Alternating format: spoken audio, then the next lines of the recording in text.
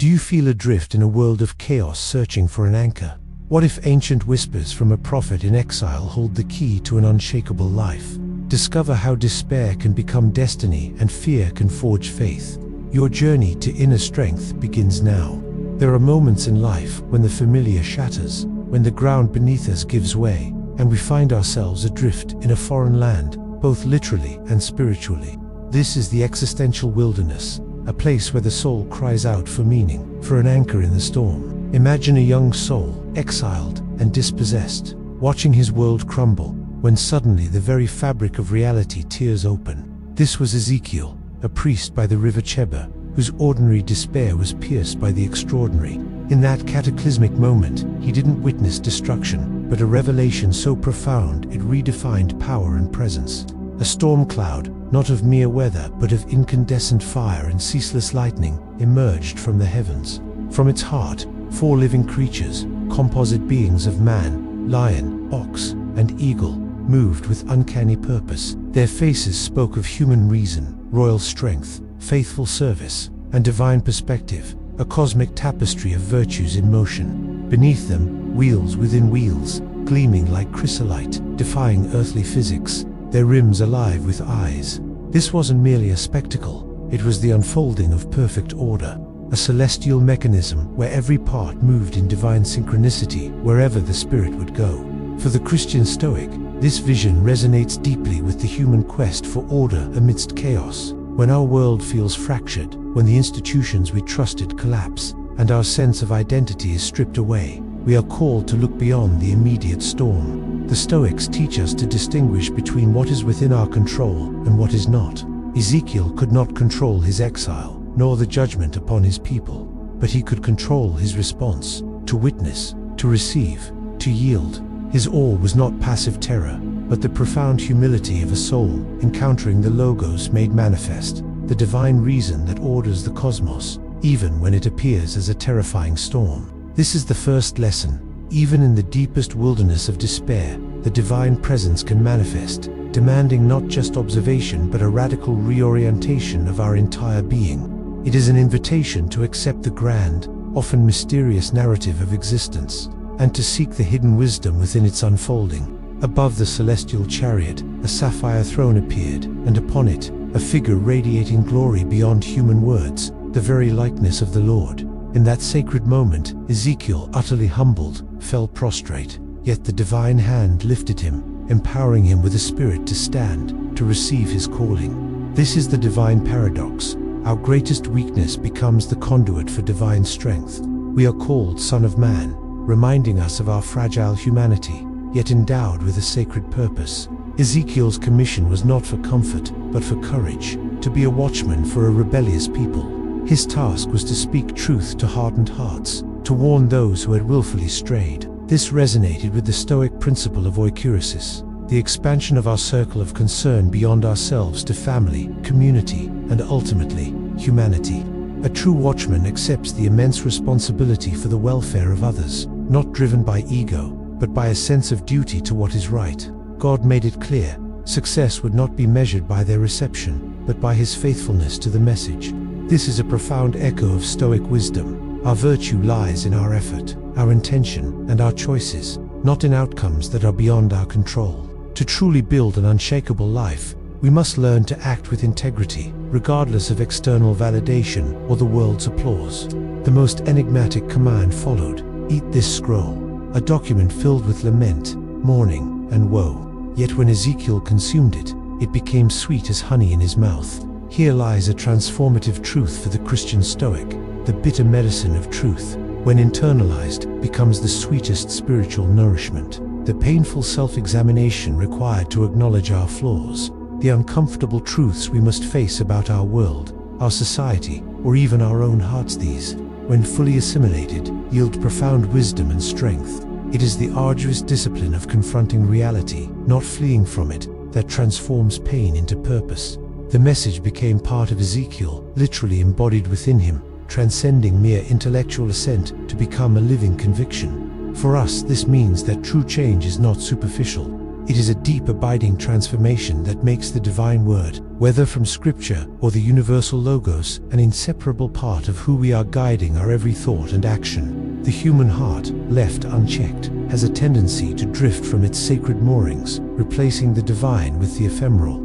Ezekiel was granted a heartbreaking vision: the gradual, reluctant departure of God's glory from the very temple meant to be his dwelling. This was no sudden abandonment, but a slow withdrawal prompted by a nation's spiraling descent into spiritual adultery. Idols provocatively placed at the gates, secret rites honoring detestable images, leaders turning their backs on the sacred. The temple, once a beacon of divine presence, became a crucible of defilement.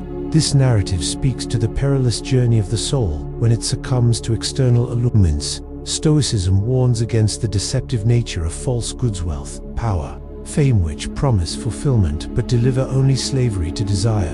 When we place our trust in anything other than the eternal logos and the virtues it embodies, we invite a departure of true grace from our inner sanctuary. The glory of God, like virtue itself, cannot coexist with corruption. Its withdrawal is not an act of arbitrary vengeance, but the inevitable consequence of a desecrated space, a heart turned away from its true north. The parables of the vine and the cooking pot vividly illustrate this moral decay.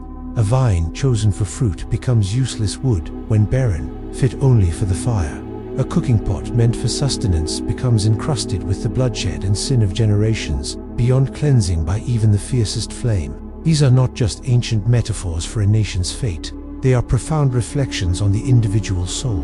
When we fail to bear the fruit of virtue, justice, temperance, wisdom, courage, when our inner vessel is corroded by accumulated vices, we become spiritually barren, unusable for higher purposes. The consequences are not external punishment, but the natural unfolding of a life lived out of alignment with the Logos. The judgments pronounced upon arrogant nations like Tyre and Egypt, and the poignant lament for the king of Tyre, reveal the ultimate futility of worldly power built on pride and greed. Tyre, boasting in its beauty and wealth, saw Jerusalem's fall as a mere business opportunity.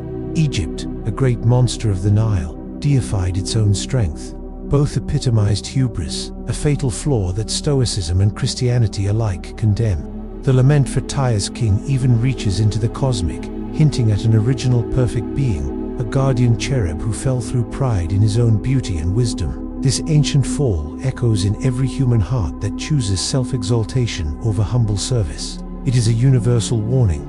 Any life, any empire built upon the shifting sands of arrogance and self-sufficiency will eventually be cast down, reduced to ashes by the very fires of its own corruption. True strength, the unshakable kind, is found not in self-worship, but in humility before the divine and diligent cultivation of inner virtue. Yet even after the stark realities of judgment, the divine narrative pivots to a breathtaking promise of renewal. Ezekiel was led to a valley not of verdant life, but of parched, scattered bones, the very emblem of utter despair, of a hope long dead. Can these bones live? God asked, and Ezekiel, imbued with a prophet's wisdom, responded, "Sovereign Lord, you alone know." This is the cornerstone of Christian Stoicism, acknowledging our human limitations while holding unwavering faith in a transcendent power beyond our comprehension. When our own hopes lie scattered and lifeless, we are called to release our limited understanding and trust in the impossible. At God's command, Ezekiel prophesied to the bones, and a rattling sound, a miraculous reassembly, brought skeleton to skeleton, then flesh and skin, and finally the divine breath, animating a vast army from the dust. This vision of the Valley of Dry Bones is the ultimate testament to transformative hope. From existential fragmentation, a new, vibrant unity can arise. It speaks to the resurrection of purpose from the ashes of failure, the rebirth of spirit from the depths of despair. For the individual, it means that no past mistake, no lingering grief, no broken dream is beyond the redemptive power of aligning with divine will. Through disciplined self-reflection and resolute faith, even the driest bones of our former selves can be reanimated with new life and purpose. The symbol of two sticks, representing divided kingdoms, miraculously becoming one in Ezekiel's hand, further amplifies this promise of unity. It addresses the fragmentation within ourselves and our communities, the internal conflicts, the external divisions that tear us apart. God promises not just reconciliation, but a profound spiritual cleansing, replacing hearts of stone with hearts of flesh. This echoes the Stoic pursuit of internal harmony, where reason governs the passions, bringing about an undivided self. The detailed blueprint of a new temple, an immaculate sanctuary filled with God's returning glory, represents the meticulous order and justice of a life lived according to divine logos. From its threshold, a river of life flows, transforming barren landscapes into vibrant ecosystems, making even the Dead Sea teem with life. This is more than a physical restoration. It's a spiritual paradigm. It signifies that from the very heart of devoted worship and virtuous living, an overflowing abundance of life and healing emanates, touching every aspect of existence. The precise division of land, ensuring justice and equality for all tribes, reflects the divine insistence on order and fairness as the foundation of an unshakable community. It is a vision of perfect harmony, internally within the soul and externally within the world, achieved through unwavering adherence to a divine, transformative blueprint. Even in the promise of profound restoration, the human journey acknowledges the inevitability of ongoing trials. Ezekiel's prophecies culminate not in passive peace, but in the vision of a final formidable invasion. Gog and Magog, a massive force from the far north, attacking a newly restored, unsuspecting Israel. This is the ultimate test, a reminder that, even when we feel secure and blessed, challenges will arise to test the very foundations of our faith and resilience. For the Christian Stoic, this is not a cause for fear, but an opportunity for the demonstration of divine providence, and an exercise in premeditatio malorum, the premeditation of evils, preparing our souls for adversity. This seemingly overwhelming threat, however, serves a higher purpose. God Himself orchestrates this invasion, not for Israel's destruction, but for His glory to be revealed before all nations. The weapons of the enemy become fuel, cleansing the land for 7 years. The fallen armies are consumed by birds and beasts, a stark image of the transience of earthly power. This profound imagery teaches us that true victory is not always won by human might, but by divine intervention.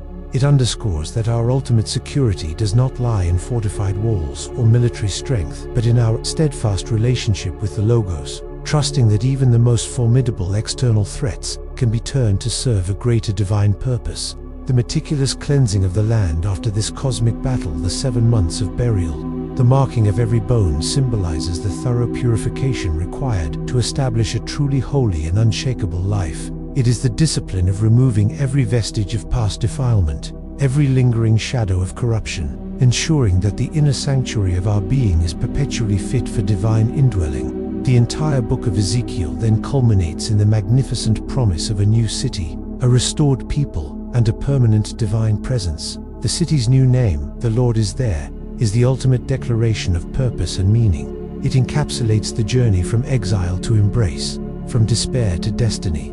It is the realization of the deepest longing of the human soul, to be in harmonious, unbroken communion with the divine. This is the bedrock of the Christian Stoic journey, to cultivate an inner city of virtue, resilient against external storms, anchored in Christ and guided by the eternal Logos. It means understanding that every challenge, every period of desolation, every moment of doubt, is a crucible designed to forge an unshakable life. It is the courage to stand in the face of the unknowable, the wisdom to internalize hard truths, the temperance to resist false gods, and the justice to build a life aligned with divine order. The journey is arduous, but the destination is a life where God is truly there, a life of enduring purpose, profound peace, and unwavering faith. This profound journey through Ezekiel is not merely a recounting of ancient history. It is a timeless mirror reflecting the deepest questions of our own existence. It challenges us to examine our inner landscapes. Are they valleys of dry bones awaiting the breath of new life?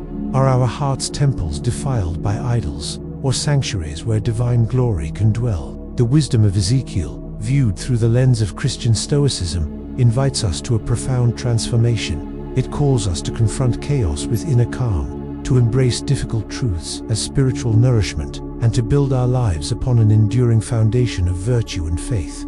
Just as the river of life flowed from the temple, transforming a barren land, so too can divine grace flow from a life ordered by Christ and guided by Stoic principles, turning pain into purpose, fear into faith, and discipline into freedom. What valleys in your life are waiting for the breath of resurrection? What internal divisions are seeking unity? What external chaos calls for your unwavering inner resolve? Reflect on these truths, meditate on their power, and let them ignite your own Christian Stoic journey. The path to an unshakable life is not an escape from reality, but a courageous engagement with it. Armed with wisdom, fueled by faith, and anchored in the eternal presence of the Lord, is there.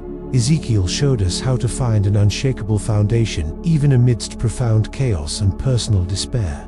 If you are ready to build that same resilient inner sanctuary in your modern life and navigate its challenges with wisdom and faith, C.S. Lewis' Mere Christianity offers a powerful, rational case for the Christian faith, giving you the clarity to understand God's presence and purpose, and for daily practical guidance to cultivate resilience, self-knowledge, and inner peace. Meditations by Marcus Aurelius, alongside The Daily Stoic, provides timeless Stoic wisdom for living a better life.